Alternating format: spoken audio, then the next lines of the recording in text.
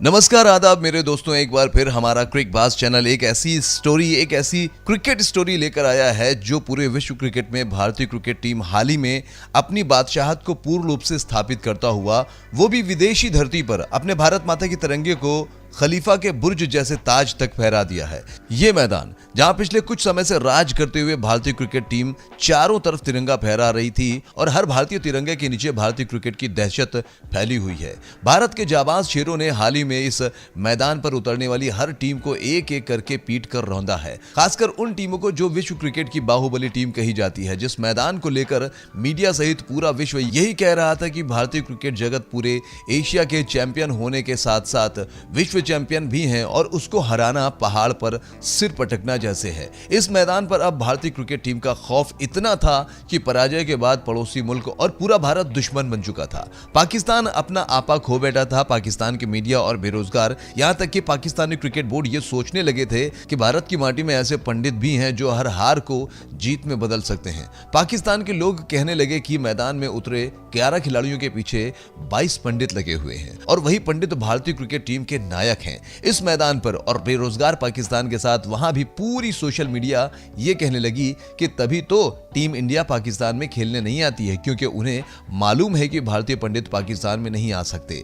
मतलब ये बात साफ स्पष्ट हो गई कि पूरे पाकिस्तानियों का अब ये पूर्ण रूप से मालूम हो गया कि भारतीय क्रिकेट टीम विश्व क्रिकेट का किंग है। विश्व क्रिकेट के जिस किसी टीम ने भी इस मैदान पर ताज की तरफ नजर उठाई, उसे भारत ने रौंदा। कोई भी क्रिकेट टीम इस मैदान में कदम रखती, हमारी भारतीय टीम इस तरह खदेड़ती है कि वो भागते भागते सीधे लाहौर जाकर खड़ा हो जाता है। जी हां मेरे दोस्तों, मेरा ये क्रिकबाज चैनल आज आपको इस मैदान के बादशाह के तिलक भारत के सल्तनत की गाथा बताएगा। लेकिन मेरे दोस्तों, एक बार भारत माता की जय लिखते हुए हमारे क्रिकबाज चैनल को लाइक और सब्सक्राइब जरूर कर दीजिए। आप लोगों के इंतजार को खत्म करते हुए ये बता दे रहा हूं कि ये मैदान कोई और नहीं बल्कि दुबई का मैदान है। 19 फरवरी 2025 से प्रारंभ होती है चैंपियंस ट्रॉफी की रणभूमि। इस ट्रॉफी के ग्रुप ए में भारतीय टीम 20 फरवरी 2025 को सबसे पहले बांग्लादेश के नागों का दमन किया।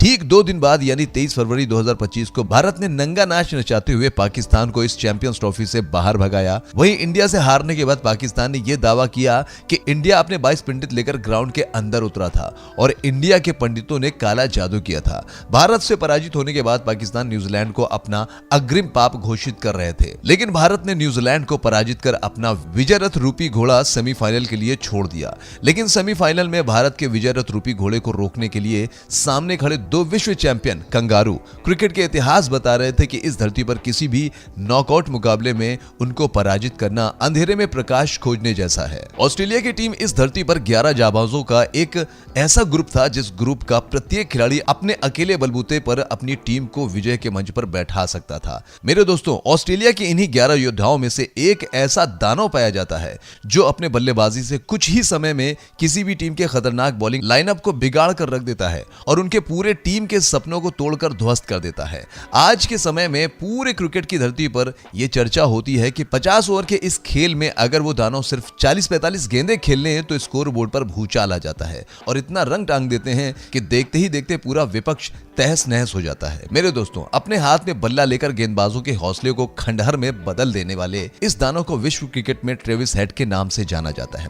ट्रेविस हेड पिछले कुछ दिनों से इंडिया के लिए ऐसा कांटा बन गया है जो इतना तीखा चुभता है कि आदमी का दिमाग खराब हो जाता है। पिछले कई बड़े मैचों में ऑस्ट्रेलिया ने ट्रेविस हेड के बदौलत भारत को पराजित किया है। इंडिया का ट्रेविस हेड हेडेक नहीं है, ट्रेविस हेड माइग्रेन बन चुका है। संपूर्ण भारतीय टीम के साथ साथ संपूर्ण भारत इस बात को लेकर चिंता में था कि इस नॉकआउट मैच में अगर ट्रेविस हेड नाम के दानव को 20-25 गेंदों के अंदर पवेलियन नहीं भेजा गया तो ये अकेले टीम को हार का नाखवाश पहना देगा, साथ ही भारतीय टीम को इस चैंपियंस ट्रॉफी से बाहर कर देगा। लेकिन चैंपियंस ट्रॉफी के इस रणभूमि के सबसे बड़े बड़े मुकाबले भारत के दिलो दिमाग में बहुत प्रश्न थे।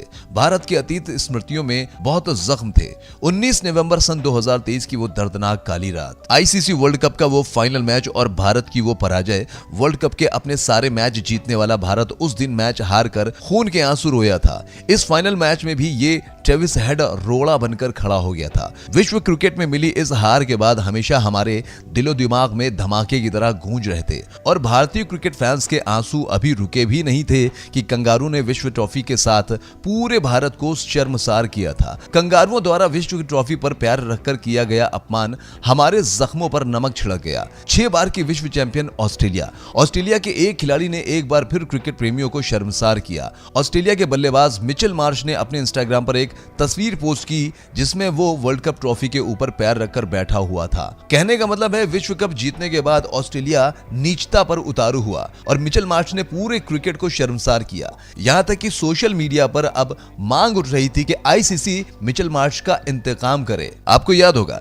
जब भारत ने 2011 का वर्ल्ड कप जीता था तो विराट कोहली सहित पूरी टीम ने वर्ल्ड कप को चूमा। यहां तक कि क्रिकेट के भगवान ने भी वर्ल्ड कप ट्रॉफी को चूमा। वहीं ऑस्ट्रेलिया ये वर्ल्ड कप जीतने के बाद ट्रॉफी पर पैर रखते नजर आई। विश्व कप की ट्रॉफी पर कंगारू अपना पैर रखकर शायद भारत को यह संदेश देना चाहते थे कि जिस ट्रॉफी को तुम अपने हृदय से लगाना चाहते हो, जिस ट्रॉफी को तुम अपने सिर का ताज समझते हो, तुम्हारी उसी सर के ताज को हम अपने पैरों का बूट समझते हैं। कैंसर रूपी इस जख्म के ठीक लगभग 210 दिन बाद भारत ने T20 वर्ल्ड कप में कंगारुओं को बाहर का रास्ता दिखाने के बाद अपने जख्मों पर थोड़ा मरहम लगाने का काम जरूर किया, लेकिन ये मरहम दिए गए जख्मों के लिए ना के बराबर थे, क्योंकि हमारी भारतीय टीम के साथ साथ पूरा भारतवर्ष यही चाहता था कि हम सभी भारतवासी आईसीसी के ओडीआई फॉर्मेट में किसी बड़े मैच में कंगारुओं को पराजित होते देखना चाहते थे। लिहाजा 19 नवंबर 2023 विश्व कप फाइनल का दर्द आज भी घाव के रूप में बना हुआ था। कुछ ऐसे ही हालात में 4 मार्च सन 2025 यानी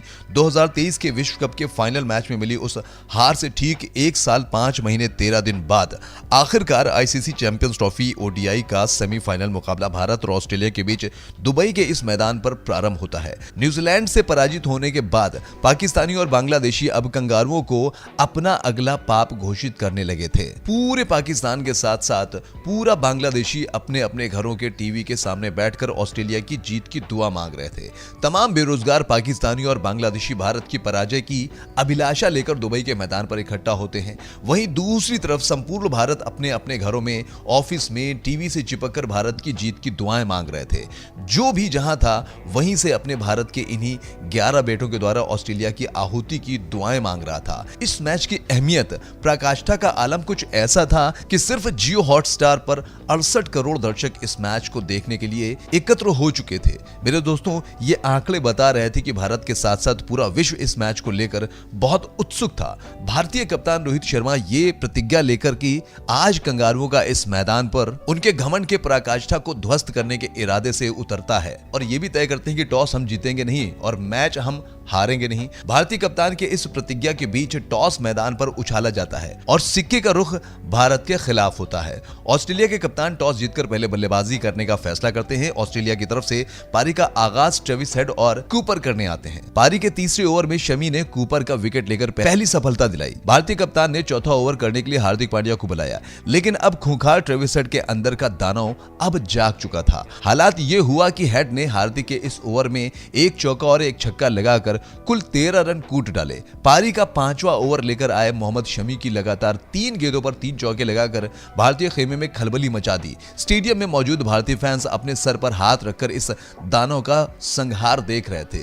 और संपूर्ण भारतीयों को अब वो मंजर याद आने लगा जब 2023 के विश्व कप में इसी बल्लेबाज ने तांडव मचाया था। भारतीय कप्तान ने तेज गेंदबाजों की दुर्दशा देखकर सिर्फ 5 ओवर के बाद एक ओर से गेंद अब अपने स्पिन आक्रमण के हवाले कर दी। 6वां ओवर लेकर आए कुलदीप ने विकेट तो नहीं लिया, लेकिन रनों पर अंकुश जरूर लगाया और अपने इस ओवर में कुल 6 रन खर्च किए। लेकिन 7वां ओवर लेकर आए पांड्या को हेड ने अपने रडार में लेते हुए 2 चौकों सहित कुल 11 रन कूट दिए। अब ऐसा लगने लगा था कि ट्रेविस हेड के अंदर का दानव पूर्ण रूप से बाहर आ चुका था। अभी सिर्फ 7 ओवर का खेल खत्म हुआ था, लेकिन हेड नाम का ये हेडेक अब संपूर्ण भारत को बदहोश करने लगा था। मैदान से लेकर पूरा भारत अब सन्नाटे के साए में हार की अग्रिम कल्पना करके बैठा था। पिछले लगभग 3 साल से हेड ने भारत के खिलाफ जो तबाही मचाई थी, उस तबाही का असर आज एक बार फिर से इस मैदान पर दिखाई देने लगा। लेकिन ऐसे हालात में पूरी टीम और भारतीय कप्तान रोहित शर्मा को कुछ कुछ याद आता है कि कुछ ऐसी ही कंडीशन से निपटने के लिए भारत के कोच गौतम गंभीर ने भारतीय कप्तान को एक वरुण अस्त्र दिया था। और इस स्थिति में जैसे ही रोहित शर्मा को यह बात याद आई, तब रोहित शर्मा ने 8वें ओवर के लिए उसी वरुण अस्त्र को सौंप दिया। ये ओवर करने के लिए अब तैयार थे वरुण चक्रवर्ती। वरुण चक्रवर्ती ने अपने इस ओवर की दूसरी गेंद पर हेड नाम के दानव का वध कर दिया और जैसे ही ट्रेविस हेड का विकेट गिरा, संपूर्ण भारत एकाएक खुशी से उछल पड़ा, जैसे पिंजड़े से आजाद पंछियों की झुंड चहकने लगती है। और देखते ही देखते इस मैच में कोच गंभीर के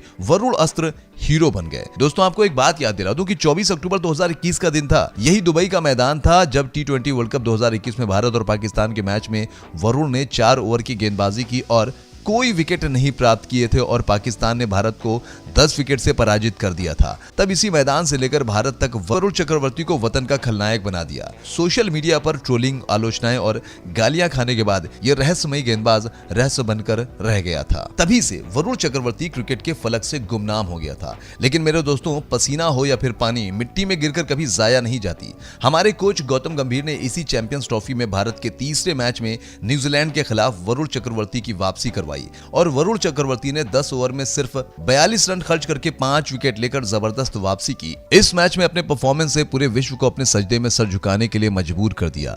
और आज एक बार फिर उसी मैदान पर गंभीर के फैसले और वरुण चक्रवर्ती के सम्मान में संपूर्ण भारत की तालियों का शोर पूरे विश्व में गुंजायमान हो रही थी। इसका कारण भी आपको बता दूं दोस्तों, पिछले 3 सालों से जो भारत के लिए नासूर बनकर हमेशा सामने खड़ा होता था, उसे आज वरुण ने पूरी ऑस्ट्रेलियाई टीम को करुण की गाथा का पाठ सिखा दिया था। आप जरा सोचिए, जिसे पूरा विश्व भारत का दानव मानता था और वो था भी, उसी को आज वतन का खलनायक कहे जाने वाले वरुण ने मात्र 2 गेंदों के अंदर उसका वध कर दिया। दोस्तों, ये जो हमारा चैनल क्रिकबाज है ना, ये क्रिकेट स्टोरी के साथ साथ अध्ययन का पाठ भी सिखाता है। जैसा कि डॉक्टर APJ अब्दुल कलाम करते थे, मेरे इस चैनल की हर स्टोरी आपको द स्ट्रगल इज लाइफ की पूरी पटकथा लिखता है।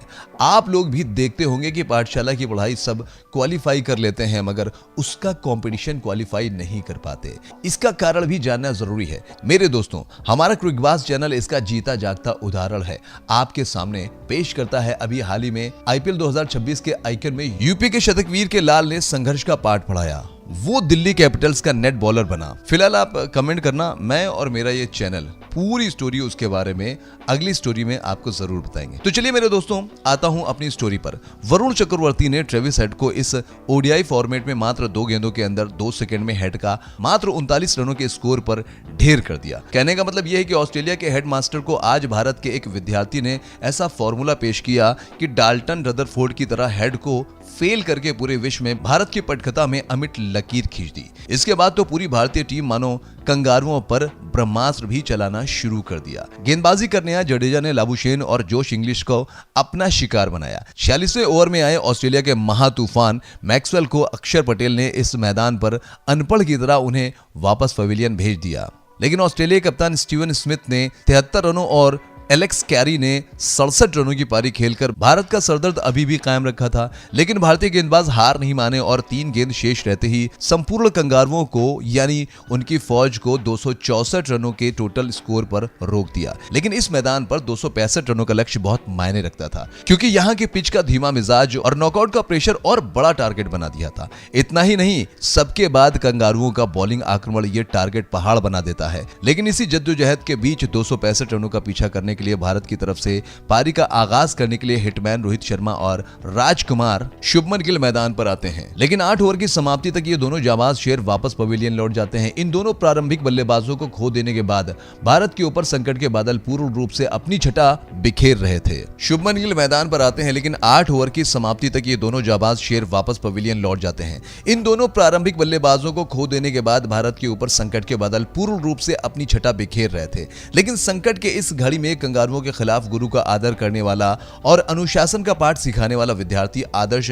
परंपरा का पालन करने वाला भारत का विराट कोहली और उनका साथ देने के लिए खड़ा था भारत का श्रेष्ठम या भारत का श्रेय प्राप्त करने वाला श्रेयस अय्यर, जिसे मीडिया और नासमझ लोगों द्वारा कभी भी वो श्रेय नहीं दिया गया जिसका वो हकदार था। बहरहाल भारत के 2 विकेट का पतन होने के बाद श्रेयस का पाठ पढ़ने वाले श्रेयस अय्यर और गुरुकुल का श्रेष्ठ विद्यार्थी विराट कोहली इस दृढ़ता के साथ बल्लेबाजी का आगाज करते हैं। न हार जीत का डर डर और ना पीछे हटने का डर। बस केवल मैदान पर खेलेंगे, दहाड़ेंगे और अपने वतन भारत की जीत की पटकथा लिखेंगे। और इसी मनोवृत्ति को आगे बढ़ाते हुए दोनों बल्लेबाजों में खेलना शुरू किया और 110 गेंद खेलकर 91 रनों की पार्टनरशिप कर डाली और एडम जंपा के 27वें ओवर में 45 रन के निजी स्कोर पर आउट हो जाते हैं। लेकिन तब तक भारत कठिन परिस्थितियों से निकलकर 3 विकेट के नुकसान पर 134 रन बना डालता है। चेस के आउट हो जाने के बाद आए विश्व क्रिकेट के विश्वास के मालिक और वर्तमान में लौह पुरुष कहे जाने वाले अक्षर पटेल ने 30 गेंदों में फटाफट 27 रनों की पारी खेलकर भारत के इस जीत के सफर को और आसान बना दिया। अब 35 ओवर की समाप्ति पर भारत 4 विकेट के नुकसान पर 178 रन बना चुका था। लेकिन दुबई के मैदान पर यह टारगेट अभी भी आसान नहीं था, क्योंकि अभी भी भारत को जीत के लिए 87 गेंदों पर 90 रनों की जरूरत थी, वो भी ओडीआई फॉर्मेट में। लेकिन मामला बड़ा था, सामने सबसे बड़ा घाव देने वाला ऑस्ट्रेलिया खड़ा था। लेकिन किंग 78 गेंदों में 68 रन बनाकर भारत का सरताज यानी विराट अभी भी खड़ा था, क्योंकि नवंबर 2023 के अलावा विराट को कंगारुओं से एक और बदला लेना अभी बाकी था। मेरे दोस्तों, मेरा ये क्रिकबाज चैनल आपको याद दिलाता है कि border Gavaskar trophy boxing day पर खेले गए टेस्ट मैच के दौरान विराट और ऑस्ट्रेलिया से डेब्यू करने वाले सैम कॉन्स्टेंस के बीच टकराव और खतरनाक बहस हुई थी। इस घटना को ऑस्ट्रेलियाई मीडिया ने गंदे तरीके से ट्रोल किया था और विराट को जोड़कर कोहली कहकर मजाक उड़ाया था और पूरी ऑस्ट्रेलियाई फौज ने भरे स्टेडियम में जोकर जोकर चिल्लाकर विराट को बुरी तरह से लज्जित किया था। कंगारुओं की ये बदसलूकी आज भी विराट के जहन में आज भी आग की तरह जिंदा थी। बहरहाल अक्षर पटेल के जाने के बाद विराट का साथ देने के लिए राहुल यानी कि केएल राहुल की एंट्री हो चुकी थी। इन दोनों बल्लेबाजों ने 5 ओवर तक बिना किसी बड़े शॉट के साथ केवल सिंगल के साथ खेलकर खेल को आगे बढ़ाया। 40 ओवर का खेल समाप्त हो चुका था और भारत को जीत के लिए 60 गेंदों पर 65 रनों की जरूरत थी। लेकिन भारतीय क्रिकेट फैंस के चेहरे पर अभी भी दबाव महसूस हो रहा था, क्योंकि पिछले 35 से 37 गेंदों पर भारत के इन दोनों बल्लेबाजों के बल्ले से कोई बाउंड्री नहीं आई थी। हालांकि 41वें और 42वें ओवर में एक बाउंड्री और 43वें ओवर में एक छक्का लगाकर राहुल ने इस दबाव को कम करने का प्रयास जरूर किया। लेकिन इसी 43वें ओवर में किंग कोहली मैच को जल्द खत्म करने के प्रयास में अपना विकेट गंवा दिया। फिर भी जाने से पहले कोहली ने 98 गेंदों पर 84 रनों की बेमिसाल पारी खेलकर घमंडी कंगारुओं को यह संदेश दे दिया कि किंग कोहली को जोकर कहने का अंजाम यही होता है। विराट की इस पारी की सबसे बड़ी खास बात यह थी कि आज गुरुकुल का पाठ सिखाते हुए ये दिखा दिया कि आग और पानी एक दूसरे के पूरक के साथ साथ विनाशक भी होते हैं। विराट ने इस पारी में सिर्फ 30 रन बाउंड्री के बदौलत हासिल किया था और 54 रन अपने कदमों से दौड़कर पूरा किया था। ये आंकड़े बता रहे थे कि पूरा विश्व विराट को चेस मास्टर यूं ही नहीं कहता है। भारत 43 ओवर की समाप्ति पर 5 विकेट के नुकसान पर 5.25 के रन रेट से 226 रन बना चुका था और अभी भी भारत को 39 गेंदों पर 42 रनों की आवश्यकता थी। लेकिन विराट के जाने के बाद अब वो खिलाड़ी मैदान पर आ रहा था जो एक ही गाना हमेशा सुना करता है, ठुकरा के मेरा प्यार मेरा इंतकाम देखेगी, अपनी खुदगर्जी का अंजाम देखेगी। मेरे दोस्तों, प्रतिशोध की भावना से भरपूर ये गाना सुनने के बाद अब दुबई के मैदान में आ चुका था तबाही आतंक का दूसरा नाम हार्दिक हिटिंग पांड्या। बहरहाल 44वां ओवर प्रारंभ हो गया, लेकिन पांड्या और केएल राहुल 3 रन जोड़ पाए। कंगारू कप्तान 45वें ओवर के लिए तनवीर सांघा को बुलाते हैं। स्ट्राइक पर थे हिटिंग मास्टर पांड्या। पहली, दूसरी, तीसरी और चौथी गेंद को डॉट खेलकर पांड्या एक बार फिर भारत को सदमे में डाल देते हैं। लेकिन पांड्या ने दर्शकों की ओर देखते हुए यह संदेश दे दिया कि मैं भारत माता की सौगंध खाता हूं। संघा की 5वीं गेंद और पांड्या का विध्वंसक शॉट पूरा स्टेडियम हिलाकर रख दिया। पांड्या ने इस ओवर में छक्का लगाकर भारतीय फैंस को स्पष्ट संदेश दे दिया कि भारत की जीत को कोई नहीं रोक सकता। अगले ओवर में जंपा की गेंद पर 2 छक्के लगाकर पांड्या ने यह भी संदेश दे दिया कि 2023 की ओडीआई वर्ल्ड कप में फाइनल में मैं नहीं था, वरना ये ट्रॉफी आज मेरे पास होती। हार्दिक के प्रहार से ऑस्ट्रेलियाई फौज एकदम असहाय नजर आने लगी थी। अब 18 गेंदों पर मात्र 12 रनों की जरूरत थी और अगले ओवर में पांड्या ने नॉर्थन एलिस का एक बार फिर 4 रनों से स्वागत किया। लेकिन इसी ओवर की अंतिम गेंद पर विनिंग शॉट खेलने के चक्कर में पांड्या आउट हो जाते हैं। अब भारत को जीत के लिए 12 गेंदों में सिर्फ 4 रनों की जरूरत थी। 49वें ओवर की मैक्सवेल की पहली गेंद पर राहुल ने छक्का लगाकर दुबई के मैदान पर भारत के तिरंगे और ताज को बुर्ज खलीफा जैसी ऊंची इमारत पर भी स्थापित कर दिया। मेरे दोस्तों, विगत कई दशकों से चला आ रहा कंगारुओं का साम्राज्य आज दुबई के इस मैदान पर खंडहर बनकर रह गया था। दोस्तों, आपको हमारी ये स्टोरी कैसी लगी वीडियो में कमेंट करके बताना मत भूलिएगा और चलते चलते हमारे इस YouTube चैनल क्रिकबाज को सब्सक्राइब करना मत भूलिएगा। तब तक के लिए नमस्कार।